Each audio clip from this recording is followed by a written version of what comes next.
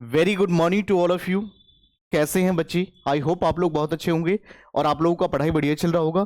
तो जैसे कि लास्ट क्लास के अंदर हम लोगों ने डिस्कस किया था कि अब सीए फाउंडेशन का जो भी जिन भी बच्चों का एग्जाम है मई 2025 में, उन बच्चों के लिए हम सीए फाउंडेशन का बिजनेस लॉ की क्लासेस इस चैनल पे लाने वाले हैं। जिसके अंदर मैंने ये कहा था कि हम सबसे पहले स्टार्ट करने वाले हैं जो एक्ट, उसका नाम है इंडियन कॉन्ट्रैक्ट एक्ट 1872, जो सबसे ज्यादा आपके एग्जामिनेशन के अंदर वेटेज रखता है, जिसको मैं स्टार्ट करने वाला हूं बच्चे। और आपका अगर इंडियन कॉन्ट्रैक्ट एक्ट को आप अच्छे तरीके से समझ लेते हो तो बाकी आने वाले जो भी रिमेनिंग एक्ट है उसमें आपको ज्यादा दिक्कत नहीं होगी, आप इजी तरीके से आगे बढ़ सकते हो। तो आइए सबसे पहले हम लोग इसको स्टार्ट करेंगे। ये सभी सीए फाउंडेशन वाले बच्चे के लिए बहुत ज्यादा रिलेवेंट होगा क्लास। और ये जो भी आपका नोट्स होगा उसको मैं टेलीग्राम पे अपलोड करूंगा। तो डेली बेसिस नोट्स लेने के लिए, नोट्स के लिए आप हमारे टेलीग्राम चैनल को भी ज्वाइन कर सकते हैं। डिस्क्रिप्शन में इसका लिंक गिवन है बच्चे। तो आइए हम लोग बिना टाइम गंवाए हुए हम लोग स्टार्ट करेंगे कि किस तरह से हमें एक बार ओवरव्यू हम लोग लेते हैं कि क्या क्या कंटेंट कवर करने वाले हैं इस चैप्टर के अंदर। उसके बाद हम लोग आगे बढ़ेंगे। तो आइए बच्चे, सबसे पहले अगर हम यहाँ पर बात करें सीए फाउंडेशन की, अगर हम बात करें तो बिजनेस लॉ, जिसके अंदर यूनिट नंबर 1 रहेगा बच्चे, जहां पर हम चैप्टर नंबर 2 की बात करेंगे, जहां पर हम लोग बात करेंगे नेचर ऑफ कॉन्ट्रैक्ट्स। आइए पार्ट 1 के बारे में हम लोग डिस्कस करते हैं बच्चे। चलिए, उसके बाद हम लोग एक बार ओवरव्यू के अंदर हम लोग बात करेंगे यहाँ पर क्या क्या कंटेंट हम लोग कवर करने वाले हैं। तो यहाँ पर इंट्रोडक्शन टू कॉन्ट्रैक्ट, कॉन्ट्रैक्ट का मतलब क्या होता है बच्चे, उसके बारे में हम लोग समझेंगे। और उसके बाद बात करेंगे कि एग्रीमेंट और कॉन्ट्रैक्ट में क्या डिफरेंस होगा।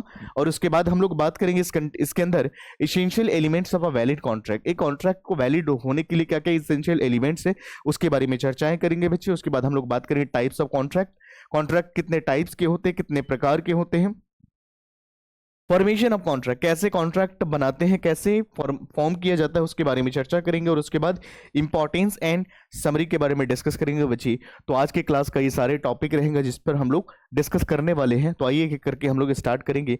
सबसे पहले हम समझेंगे बच्चे यहाँ पर कि इन या आखिर कॉन्ट्रैक्ट का मतलब क्या होता है, what do mean by the term contract. बच्चे यहाँ पर देखेंगे इंडियन कॉन्ट्रैक्ट एक्ट 1872 का आपका रहेगा, जहां पर the Indian contract act 1872 is a legal foundation of the business transaction in India.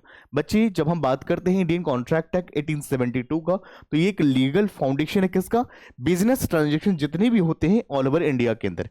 It governs agreements that are legally enforceable, जो एग्रीमेंट ऐसा होना चाहिए which are enforceable and ensure that parties involve contract fulfil their obligations.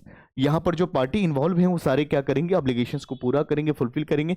Contract help in defining rights and duties.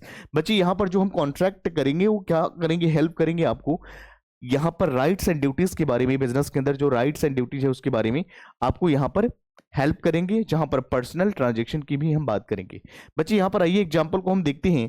If a company agrees to supply raw material to manufacturer in exchange for payment. बच्चे, यहां पर एक company है वो supply करना चाह रही है रॉ मटेरियल किसको, मैन्युफैक्चरर को, किस लिए, ताकि एक्सचेंज कर सके पेमेंट को। This is a contract. बच्चे, क्या है, कॉन्ट्रैक्ट के कैटेगरी में आएगा, जहां पर if one party fails to deliver legal action can be taken. But यहां पर दो पर्सन है बच्चे, एक कौन है, एक यहाँ पर क्या है, मैन्युफैक्चरर है, और यहाँ पर एक कंपनी है जो रॉ मटेरियल सप्लाई कर रही है। यहाँ पर दोनों में से कोई भी पार्टी अगर मान लीजिए अगर डिफॉल्ट होते हैं तो उनके अगेंस्ट एक्शन लिया जाएगा। यही बातें यहाँ पर बताई गई है बच्चे। चलिए, उसके बाद contract law before Indian contract act 1872 की बात करें बच्ची, यहां पर English common law before 1872 contract laws in India were based on English common law which was not standardised. तो ऐसा हुआ करता था कब, 1872 से पहले। उसके बाद रीजनल इनकंसिस्टेंसीज की हम बात करें बच्चे, different reasons in India follow different principles leading to the inconsistency, different हुआ करती थी।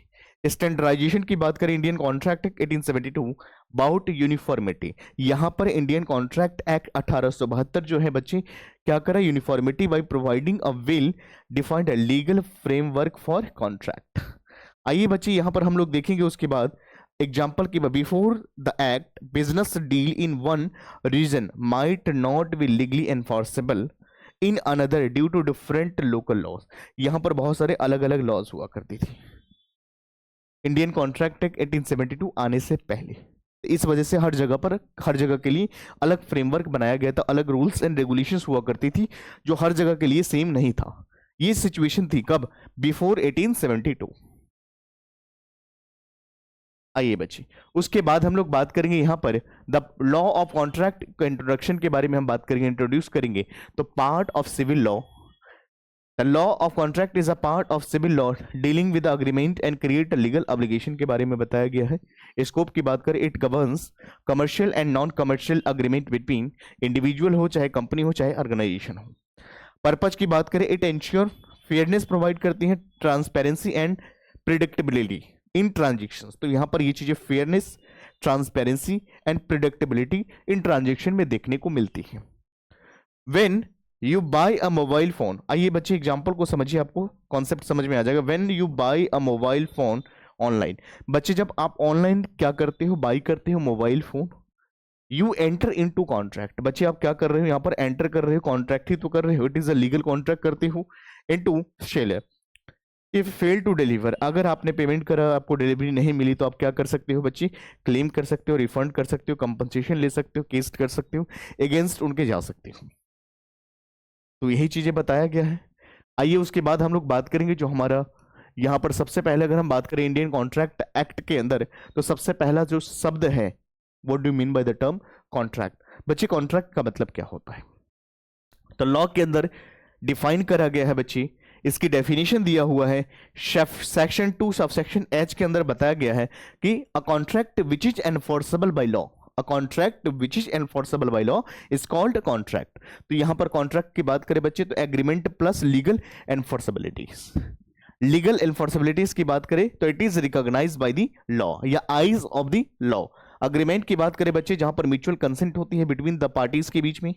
तो यहां पर एग्जांपल को समझते हैं, आपको चीजें समझ में आ जाएगी। जब भी हमने बात करा बच्चे यहां पर कि कॉन्ट्रैक्ट का मतलब, it is a contract, an agreement which is enforceable by law is called contract. तो बच्चे सबसे पहले हम समझेंगे एग्रीमेंट का मतलब क्या होता है, फिर हम समझेंगे एनफोर्सेबल बाय लॉ का मतलब क्या होता है। आइए एग्जांपल को समझते हैं। If two people agrees that one will sell car of 5 lakh and other will buy it, this is an agreement. If it is writing and legally enforceable, it becomes a contract. तो यहां पर ये दो parties हैं, आपस में agreement कर रहे हैं, इस कॉन्ट्रैक्ट को क्या कर रहे हैं, राइटिंग में कर रहे हैं, इसको एनफोर्स कर सकते हैं, तब ये कॉन्ट्रैक्ट क्या बन जाएगा बच्ची? ये वैलिड बन जाएगा। तो यहां पर जब भी अगर हम बात करते हैं कॉन्ट्रैक्ट का, तो एक एग्रीमेंट होना चाहिए।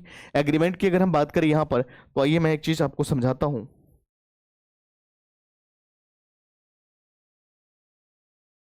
आइए एग्जाम्पल, यहां पर क्या है, मिस्टर एक्स है, और यहां पर क्या है, मिस्टर वाई है। मिस्टर एक्स ने मिस्टर वाई को कहा कि मिस्टर वाई, मैं अपना कार तुम्हें बेचना चाहता हूं। मिस्टर एक्स ने कहा मिस्टर वाई को कि मैं अपना कार तुम्हें बेचना चाहता हूं। मिस्टर वाई ने कहा कि मुझे स्वीकार है, मिस्टर वाई ने कहा कि मुझे स्वीकार है, लेकिन बदले में मैं 2 लाख रुपया पेमेंट करूंगा। बच्चे यहां पर फर्स्ट प्रॉमिस मिस्टर एक्स ने मिस्टर वाई को करा, इन्होंने कार की डिलीवरी की बात करी। Second promise mister Y to mister X है ₹2 लाख, जो है कंसिडरेशन में दिया जाएगा। मान लीजिए मिस्टर एक्स ने अपना कमिटमेंट को फुलफिल करा, बट मिस्टर वाई यहां पर नहीं कर पा रहे, तो यहां पर जो डिफॉल्ट पार्टी होंगी, यहां पर जैसे मान लीजिए मिस्टर एक्स ने तो कार की डिलीवरी कर दिया, बट इसको पेमेंट नहीं मिला है, तो ये क्या कर सकता है, एक्शन ले सकता है, केस कर सकता है। किसके अगेंस्ट? मिस्टर वाई के अगेंस्ट में। या मान लीजिए इसने पेमेंट ले लिया बट कार की डिलीवरी नहीं करा, मिस्टर वाई ने पेमेंट तो रिसीव कर लिया बट अभी तक कार की डिलीवरी नहीं किया। डेट केसेस यहां पर क्या कर सकते हैं, इसको कोर्ट तक लेकर के जा सकता है। This is called enforceable by law. बच्चे ध्यान रखेंगे यहां पर अग्रीमेंट की अगर हम बात करें, तो यहां पर जो है 2 तरह के एग्रीमेंट होते हैं, एक होता है सोशल एग्रीमेंट और एक होता है कमर्शियल एग्रीमेंट। सोशल एग्रीमेंट एक ऐसा अग्रीमेंट होता है बच्ची, सोशल एग्रीमेंट एक ऐसा अग्रीमेंट होता है जो डोमेस्टिक नेचर के होते हैं। सोशल एग्रीमेंट एक अग्रीमेंट तो होते हैं बट कॉन्ट्रैक्ट नहीं बनते हैं। बट जब हम बात करते हैं बच्चा कॉमर्शियल एग्रीमेंट, तो कॉमर्शियल एग्रीमेंट एक ऐसे एग्रीमेंट होते हैं जहां पर कॉमर्शियल नेचर की ट्रांजेक्शन देखी जाती है। यहां पर लॉ ऐसा प्रिजम्पशन लेकर के चलता है कि जब कॉमर्शियल नेचर की ट्रांजेक्शन होती है, तो यहां पर intention to create legal relationship present होते हैं बच्चे। तो ये बात का ध्यान रखेंगे। तो पहला सवाल ये है कि जैसे मान लीजिए मैं दो एग्जाम्पल दूंगा, दोनों एग्जाम्पल को ध्यान से समझिएगा। पहला एग्जाम्पल मैंने बताया कि सोशल एग्रीमेंट, जैसे मान लीजिए सोशल एग्रीमेंट का मतलब डोमेस्टिक एग्रीमेंट हो गया। ये घरेलू जो कॉन्ट्रैक्ट होती है, जैसे हस्बैंड एंड वाइफ, यहाँ पर father and son, father and daughter, इन सभी के बीच में जो अग्रीमेंट रिलेशन होता है, अग्रीमेंट जो होता है, कॉन्ट्रैक्ट जो करते हैं, ये सोशल एग्रीमेंट है। जैसे मान लीजिए आपके फादर ने आपसे कमिटमेंट करा कि बेटा अगर तुम सीए फाउंडेशन की एग्जाम फर्स्ट शॉट में निकाल लेते हो तो तुम्हें मैं 2 व्हीलर दिलवाऊंगा। आफ्टर दैट जब आपने पास करा, देने से मना कर दिए, तो क्या आप कोर्ट में जाकर के कहोगे कि जैसा मेरे साथ गलत हुआ है, मेरे साथ अन्याय हुआ है? नहीं। क्यों? क्योंकि एग्रीमेंट तो है बट कॉन्ट्रैक्ट नहीं है। It is a social agreement. But second अगर मैं बात करूं कि यहां पर मिस्टर एक्स है, मिस्टर वाई है, मिस्टर एक्स ने यहां पर मिस्टर वाई को कार का डिलीवरी कर दिया, यानी इसने सामान को डिलीवरी तो कर दिया, गुड्स का डिलीवर कर चुका है, बट इसको पेमेंट नहीं मिला है। तो यहां क्या है? कॉमर्शियल नेचर के ट्रांजेक्शन है। तो यहां पर मिस्टर एक्स के पास ऑप्शन है कि उसको कोर्ट में लेकर के जाएगा, केस करेगा, फाइल करेगा और पेमेंट को रिकवरी कराएगा। ये कमर्शियल नेचर के एग्रीमेंट होते हैं बच्चे। समझ में आ गया? तो सवाल ये उठता है, बच्चे कहते हैं कि सर ये बताइए हमें कैसे पता चलेगा कि सोशल नेचर के एग्रीमेंट है या कमर्शियल नेचर के एग्रीमेंट है? इजीली आप क्वेश्चंस देखोगे आपको समझ में आ जाएगा। जहां पर रिलेशन की बात करी जाएगी, जहां पर ब्लड के रिलेशन की बात करी जाएगी, सोशल एग्रीमेंट होगा। सोशल एग्रीमेंट तो होते हैं बट कॉन्ट्रैक्ट नहीं बन सकते हैं। समझ में आ गया? पॉइंट्स क्लियर है? और कमर्शियल नेचर के एग्रीमेंट में क्या होता है बच्चे? यहाँ पर intention to create legal relationship present होते हैं, तो ये कॉन्ट्रैक्ट आगे जाकर के बन सकते हैं। आई होप कि ये कॉन्सेप्ट आपको समझ में आ गया होगा। तो चलिए हम लोग आगे बढ़ेंगे। क्लियर है बच्चे? चलिए आइए, तो यहां तक की बात क्लियर है, हम लोग आगे बढ़ेंगे। आइए अब हम लोग समझेंगे बच्चे यहां पर कि एक एग्रीमेंट है और एक है कॉन्ट्रैक्ट। तो what are the difference between agreement and contract? दोनों में क्या डिफरेंस है बच्चे, हम लोग समझते हैं। तो सबसे पहले एग्जामिनेशन में जब आपके डिफरेंस वाले क्वेश्चन होंगे तो 3 कॉलम बनाएंगे ऑन द बेसिस, और जिनके बीच में डिफरेंस करोगे उसको एरो आप डाल करके कर सकते हो। तो सबसे पहले हम बेसिस की बात करते हैं। तो यहां पर अग्रीमेंट है, यहां पर कॉन्ट्रैक्ट है। आइए बच्चे डेफिनेशन की बात करें। अ म्यूचुअल प्रॉमिस बिटवीन 2 और मोर पर्संस। जब भी हम एग्रीमेंट की बात करते हैं बच्चे यहां पर, तो म्यूचुअल प्रॉमिस होती है बिटवीन 2 और मोर पर्संस के बीच में। उसके बाद कॉन्ट्रैक्ट की बात करें बच्चे, तो यहां पर क्या होता है? Contract it is a legally enforceable agreement. तो यहां पर क्या होता है? कॉन्ट्रैक्ट के अंदर मैंने बताया था कि ये क्या होता है? It is enforceable by law. Legal obligation की बात करें बच्चे, तो एग्रीमेंट में क्या होता है? नेसेसरी नहीं होता है लीगली, क्योंकि एग्रीमेंट तो है बट कॉन्ट्रैक्ट नहीं बनेगा। बट यहां पर कॉन्ट्रैक्ट अगर है तो must be create legal relationship का होना प्रेजेंट होगा, तभी आप कहोगे कि ये कॉन्ट्रैक्ट है। आइए एनफोर्सेबिलिटीज की बात करें बच्ची, can not be enforce in court. बच्चे सोशल एग्रीमेंट की जब बात करें, एग्रीमेंट की अगर हम बात करते हैं तो एग्रीमेंट तो को हम क्या करते हैं? एग्रीमेंट तो है लेकिन कॉन्ट्रैक्ट नहीं है, तो हम इसको enforce can not be enforce in court of law, इसको कोर्ट में लेकर के नहीं जा सकते हो। But it can be enforce in court of law because it is a contract, जहां पर एग्रीमेंट भी है और विच इज एनफोर्सेबल बाय लॉ भी है। तो ये कुछ डिफरेंस था दोनों के बीच में। एग्जाम्पल की बात करते हैं। If 2 friends agrees to go on a trip together, this is an agreement. However, they sign a contract starting trip expenses cancellation policies, it becomes contract. बच्चे यहाँ पर अगर हम बात करें, यहाँ पर 2 फ्रेंड्स मिलकर के डिस्कशन कर रहे हैं कि चलो जी हम लोग चलते हैं, ट्रिप पे चलते हैं, घूमने चलते हैं। बट ये क्या है? एक अग्रीमेंट है। जैसे आपके फ्रेंड ने आपसे कहा कि शाम को डिनर पे आ जाना, तो ये क्या है? एक सोशल अग्रीमेंट है, ये कॉन्ट्रैक्ट नहीं है। बट यहाँ पर कॉन्ट्रैक्ट हुआ, बट उसने क्या करा? साइन करा लिया। उसने क्या करा? जितने भी खर्चे होंगे डिवाइड करेंगे, सब कुछ राइटिंग में करा लिया, तो बच्चे ये कॉन्ट्रैक्ट का हिस्सा बन सकता है। समझ में आ गया? क्लियर है पॉइंट्स? चलो हम लोग आगे बढ़ेंगे। उसके बाद हम लोग आगे बात करते हैं। आइए बच्चे फिर हम लोग बात करते हैं essential elements of a valid contract. बच्चे मैं आप लोगों को बता दूं, essential elements of a valid contract की बात करें तो सेक्शन 10 के अंदर मेंशन है कुछ चीजें, जहां पर और कुछ चीजें सेक्शन 10 के अंदर मेंशन है, वो भी हमारे लिए इंपॉर्टेंट है। कुछ चीजें जो है सेक्शन 10 के अंदर मेंशन नहीं है लेकिन which are very very important, जो हमारे लिए बहुत इंपॉर्टेंट है, हम उनके बारे में भी डिस्कस करते हैं। तो आइए essential elements of a valid contract की बात करें। हम पहले 1/2 का हम स्टडी कर रहे हैं, हाफ पोर्शन, बाकी हाफ आगे करेंगे। तो सबसे पहला 2 पार्टीज का होना जरूरी है बच्ची। 2 पार्टीज का मतलब क्या होता है? तो अ contract must involve at least 2 distinct party. बच्ची यहां पर 2 डिफरेंट पार्टीज का होना जरूरी है। सेकंड, लीगल ऑब्लिगेशंस का होना जरूरी है बच्ची। लीगल ऑब्लिगेशंस की जब हम बात करते हैं, the parties must intend to create legal relationship या लीगली बाइंडिंग अग्रीमेंट की हम बात करेंगे। ऑफर एंड एक्सेप्टेंस का होना जरूरी होता है, जहां पर ऑफर एंड एक्सेप्टेंस का होना बेहद इंपॉर्टेंट होता है। One party must offer and other must accept under legally valid conditions. तो बच्चे यहाँ पर एक व्यक्ति जो है वो ऑफर देगा, सामने वाला व्यक्ति क्या करेगा, एक्सेप्टेंस देगा। जो ऑफर दे रहा है बच्चे वो ऑफरर कहलाएंगे, जो प्रॉमिस कर रहा है वो प्रॉमिशर है। यहाँ पर जो एक्सेप्ट कर रहे हैं हम उसको क्या कहते हैं, ऑफरी कहते हैं। समझ में आ गया? तो इस तरह से है, क्लियर है पॉइंट्स। उसके बाद लॉफुल कंसिडरेशन का होना जरूरी है। आगे आने वाले चैप्टर में हम बताएंगे आपको कंसिडरेशन का मतलब क्या होता है। तो lawful consideration, each party must sign, it party must give और प्रॉमिस समथिंग वैल्यू, यानी मनी होना चाहिए, गुड्स एंड सर्विसेज एटसेट्रा होना चाहिए, यानी समथिंग इन रिटर्न्स होना चाहिए, यानी लॉफुल होना चाहिए। कंपेटेंसीज ऑफ पार्टीज की बात करें तो यहाँ पर जो पार्टीज है वो मैच्योर होना चाहिए, मेजर होना चाहिए, यहाँ पर माइनर नहीं चलेगा। The parties must legally eligible, यानी नॉट माइनर, इनसेन और डिस्क्वालिफाइड बाय लॉ, ये व्यक्ति नहीं चलेगा। उसके बाद a contract is signed by 17, a contract signed by a 17 years old minor is not a valid contract because it is not a competent to legal contract, ये legal contract करने के लिए कैपेबल नहीं होंगी। चलो उसके बाद हम लोग बात करेंगे essential elements of a valid contract के अंदर हम लोग 2x2 की हम बात करेंगे बच्चे। तो यहाँ पर सबसे पहले अगर हम बात करें तो यहाँ पर एक बात का ध्यान रखेंगे, सबसे पहले अगर हम बात करें तो यहाँ पर सबसे पहला क्या होना चाहिए, ऑफर एंड एक्सेप्टेंस होना चाहिए। ऑफर एंड एक्सेप्टेंस होना चाहिए। आप यहां पर एक दो पॉइंट नोट करोगे, offer and acceptance.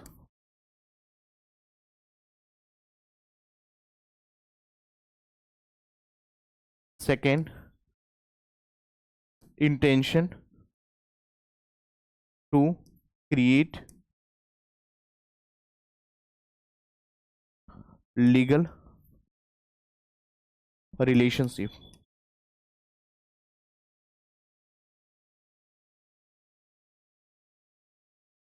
Intention to create legal relationship, बच्चे यहां पर कंसिडरेशन का होना जरूरी है,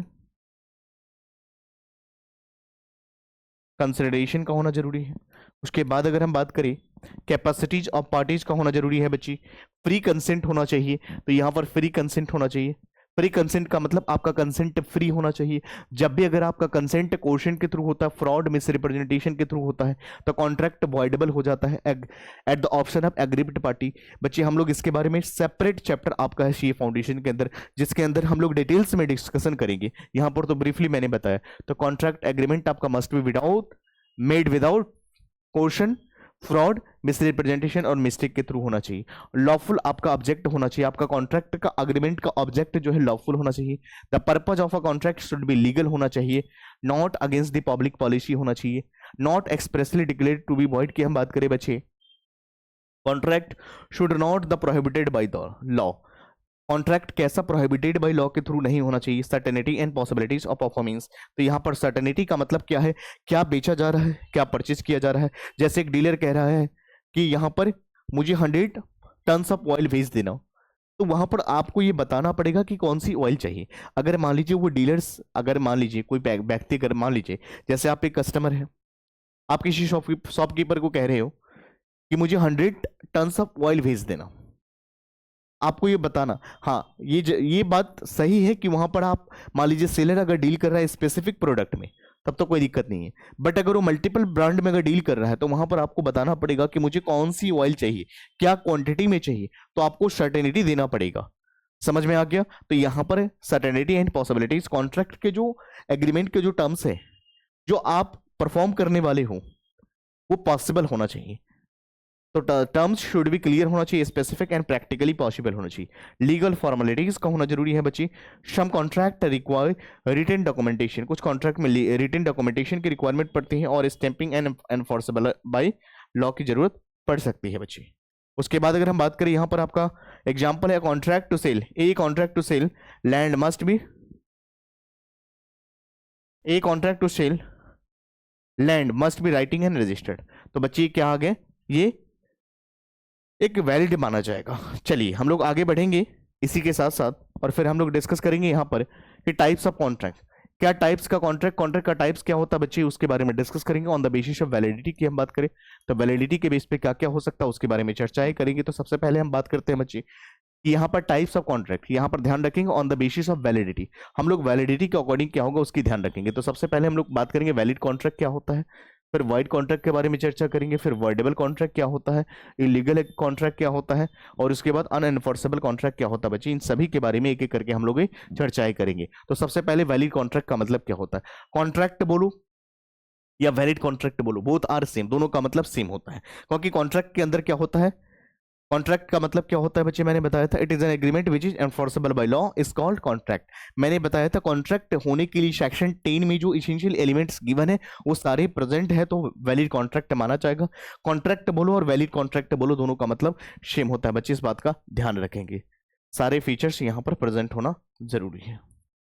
आइए, fulfil all legal requirements and enforceable, a rental agreement between landlord and tenant. ये एग्जांपल है बच्चे वैलिड कॉन्ट्रैक्ट का, तो यहाँ पर वैलिड होना चाहिए। सेक्शन 10 में जितनी भी एलिमेंट्स हमने डिस्कस करा वो सारे प्रेजेंट होगा तो माना जाएगा वैलिड।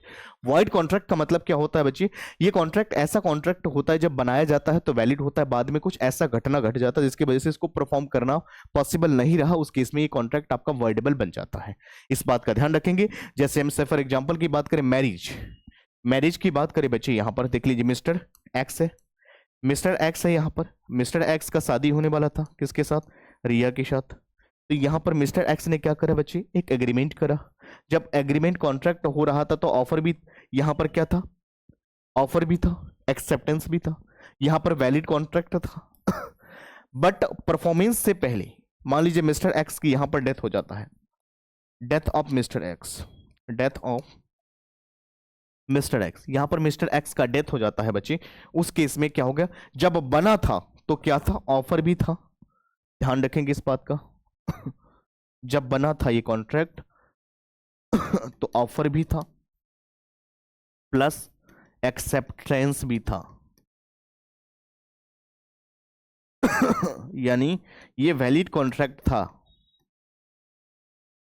बट अब जाकर के यहां पर क्या बन गया बच्चे, वॉइड बन गया। जब बना था तो ये वैलिड था, बाद में जाकर के वॉइड बन गया। क्यों बना? क्योंकि जब बना था तब मिस्टर एक्स जीवित थे, बाद में ही मिस्टर एक्स जीवित तो नहीं रहे, दूसरा मिस्टर एक्स हम खड़े नहीं कर सकते हैं, तो ये कॉन्ट्रैक्ट करना पूर्ण संभव नहीं रहा। This is called void contract. एक अगला एग्जांपल देता हूं मैं। यहां पे जैसे मान लीजिए ये आपने क्या करा, कॉन्ट्रैक्ट करा कि मान लीजिए आप यहां पे 100 टन्स ऑफ शुगर सप्लाई करोगे, बाहर सप्लाई करोगे, एक्सपोर्ट करोगे। बट गवर्नमेंट ऑफ इंडिया ने बैन लगा दिया कि आज के बाद से कोई इंडिया से बाहर कोई भी गुड्स नहीं भेजेगा। तो जब आपने कॉन्ट्रैक्ट किया था तो ये वैलिड था, बट सरकार ने कुछ ऐसे रूल्स एंड रेगुलेशन जारी कर दिया, नोटिस जारी कर दिया, जिसकी वजह से कॉन्ट्रैक्ट को पूरा करना संभव नहीं रहा। तो ये कॉन्ट्रैक्ट आपका क्या बन जाता है, चेंज हो जाता है, ये परिवर्तन हो जाता है वॉइड कॉन्ट्रैक्ट में। बच्चे वॉइडेबल कॉन्ट्रैक्ट का मतलब हम लोग समझते हैं, क्या मतलब होता है वॉइडेबल कॉन्ट्रैक्ट का मतलब क्या होता है बच्चे, इसके बारे में हम लोग समझते हैं। वॉइडेबल कॉन्ट्रैक्ट का मतलब क्या होता है, वॉइडेबल कॉन्ट्रैक्ट एक ऐसा कॉन्ट्रैक्ट होता है, वॉइडेबल कॉन्ट्रैक्ट एक ऐसा कॉन्ट्रैक्ट होता है जहां पर धमकी के थ्रू कॉन्ट्रैक्ट दिया जाता है, जहां पर थ्रेट की जाती है, जहां पर बच्चे कोर्शन होता है, अनड्यू इन्फ्लुएंस होता है, फ्रॉड होता है। इन के केस में, इन केसेस में अगर कोई भी एग्रीमेंट होती है, कॉन्ट्रैक्ट बनती है, तो वॉइडेबल बन जाता है at the option of agreed party. जैसे आपके गर्दन के नीचे मैंने गन रख करके मैंने बात करा, मैंने कहा कि तुम अपना गाड़ी मुझे दे दो या तुम अपना कार मुझे 50,000 में दे दो वरना तुम्हें गोली मार दूंगा। तो इस तरह का एग्रीमेंट क्या है बच्चे, ये क्या है, ये कोर्शन है, धमकी दिया जा रहा है, डराया जा रहा है, सामने वाले व्यक्ति मजबूर होकर के कॉन्ट्रैक्ट कर रहे हैं, स्वतंत्र नहीं है। इस तरह के एग्रीमेंट जो बनते हैं, this is called voidable contract, legally valid but can be enforce cancelled by one party due to coercion, fraud, etc. Example of a person forced to sign a contract. एक व्यक्ति साइन फोर्स कर रहा है कि तुम्हें sign करना पड़ेगा, threat under can later cancel it. तो इसको हम वॉइडेबल कॉन्ट्रैक्ट बोलते हैं। इसका भी सेपरेट चैप्टर में है, हम लोग वहां पर भी डिस्कस करेंगे। इलीगल कॉन्ट्रैक्ट का मतलब क्या होता है, देखो इलीगल एग्रीमेंट, इलीगल कॉन्ट्रैक्ट एक ऐसा कॉन्ट्रैक्ट होता है जहां पर यह बताया जाता है कि सर यहां पर गवर्नमेंट किसी चीज को रोक रही है, आप रूल्स के अगेंस्ट जा रहे हो, तो यहां पर प्रोहिबिटेड बाय लॉ, जो लॉ ने मना करा उसके खिलाफ जाकर के आप काम कर रहे हो, it is prohibited by the law, unenforceable, ये एनफोर्सेबल नहीं होगा। A contract to smuggling goods a contract कर रहा है स्मगलिंग या यहाँ पर ओफीम वगैरह बेचने का, ये कॉन्ट्रैक्ट बच्चे क्या होगा, इलीगल हो जाएगा। अनएनफोर्सेबल कॉन्ट्रैक्ट एक ऐसा कॉन्ट्रैक्ट होते हैं बच्चे जहां पर टेक्निकल डिफेक्ट की वजह से जो कॉन्ट्रैक्ट एंटर होती है, this is called unenforceable contract. Valid but can not be enforce due to technical reason like lack of proper documentations, यानी एक contract for selling properties without registered document. बच्चे यहाँ पर एक प्रॉपर्टी डीलर जो है या एक प्रॉपर्टी लेने वाला जो व्यक्ति जो है वो प्रॉपर्टी परचेज तो कर रहा है, रजिस्ट्री भी करा रहे हैं, लेकिन नॉर्मल पेपर पे करवा रहे हैं, क्या इसकी वैलिडिटी माना जाएगा? नहीं। तो ये अनएनफोर्सेबल कॉन्ट्रैक्ट है जो टेक्निकल डिफेक्ट के कारण अराइज होती है। आई होप कि कॉन्सेप्ट ये सारे समझ में आ गया होगा। तो चलिए हम लोग आगे बात करेंगे। उसके बाद हम लोग बात करते हैं बच्ची